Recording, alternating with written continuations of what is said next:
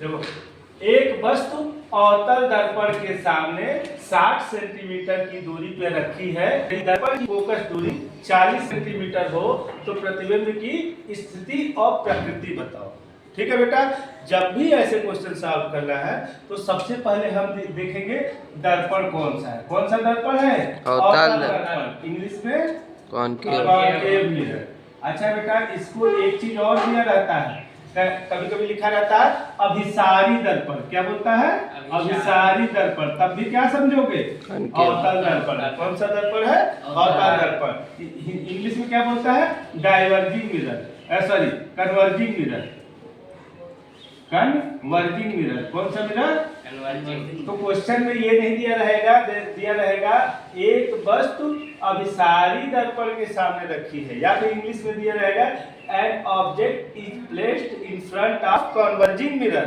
तभी क्या समझोगे कि अवतल दर्पण की बात हो रही है। ठीक है, सबसे पहले ये लिख लो, उसके बाद गिवन लिख लो।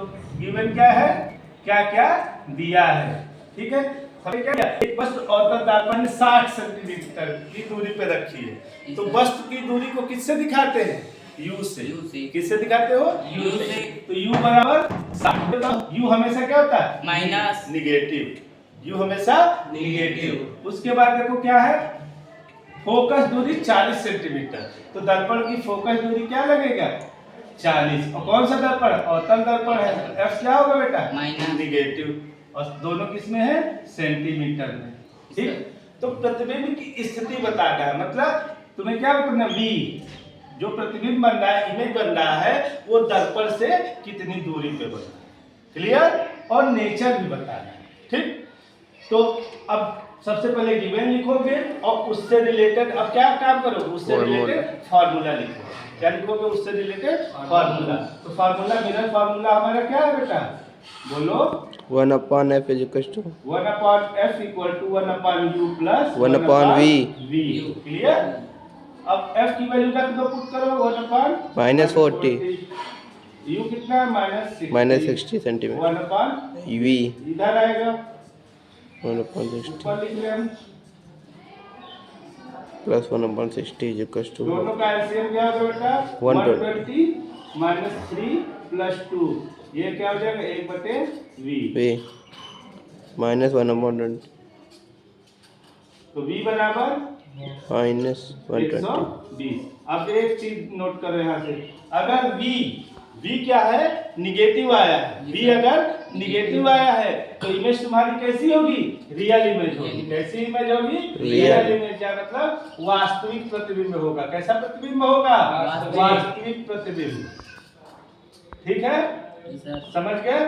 वास्तविक प्रतिबिंब होगा। और क्या मिल रहा है इससे? उल्टा होगा। कैसा होगा? उल्टा होगा। वास्तविक प्रतिबिंब है तो उल्टा होता है। ठीक है। अच्छा, इसी क्वेश्चन को कई तरीके से घुमा के रखता है कि एक वस्तु अवतल दर्पण के सामने 60 सेंटीमीटर की दूरी पर रखी है, यदि दर्पण की फोकस दूरी 40 सेंटीमीटर हो तो पर्दे को कितनी दूरी पे रखा जाए कि स्पष्ट प्रतिबिंब प्राप्त हो सके। तब भी V ही निकालना है ना? क्लियर? अच्छा, इस क्वेश्चन को और कैसे पूछा जाता है? कहेगा, पूरा क्वेश्चन यही दिया रहेगा और कहेगा कि डायग्राम बनाओ इसका, या डायग्राम से सॉल्व करो। ठीक है, तो क्या करते हैं हम? सबसे पहले एक दर्पण बना ले। कौन सा दर्पण है बेटा? अवतल दर्पण या कॉनकेव मिरर। ठीक, अब इसका F कितना दिया है? -40। तो ये 20 हो गया, और 20 40 और 20 60। 20 ये, तो इसको मान लो 20 मान लिए, उसको मान लिए फिर 20, तो 20 20 40 यहाँ पे रखिए, है ना?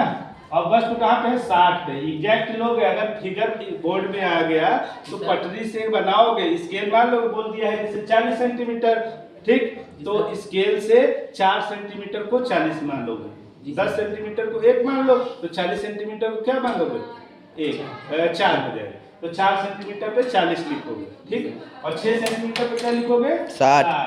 अब इसका प्रतिबिंब बनेगा, देखो बेटा, फोकस ये है, फोकस से पास होगा। ठीक, फोकस से पास होगा। क्या बताया था? एक लाइन जो किरण मुख्य अक्ष के समांतर होगी, परावर्तन के बाद फोकस से होके जाएगी। दूसरा क्या बताया थे? अगर कोई किरण पोल पे इंसिडेंट होती है, पोल पे गिरती है, तो परावर्तन के पश्चात I = R बनाते हुए चली जाएगी। ठीक है, तो ये दोनों कहाँ पे काटेगी? ये दोनों रो 120 पे मिलेंगी। कहाँ मिलेगी बेटा? 120 पे। और ये जो पॉइंट होगा, ये दूरी अगर स्केल से नापोगे तो 12 सेंटीमीटर होगा, मतलब कितना हो जाएगा? 120 सेंटीमीटर। सबको क्लियर? और एक चीज देख लो यहाँ से, ये रे एक्चुअल में काट रही हैं, ये दोनों रे रिफ्लेक्शन के बाद एक्चुअल में काट रहे हैं, तो कैसा प्रतिबिंब बन रहा है? वास्तविक। और प्रतिबिंब देखो उल्टा बन रहा है, और क्या बन रहा है? बड़ा बन रहा है। क्लियर? जी सर। ठीक है, नोट करें।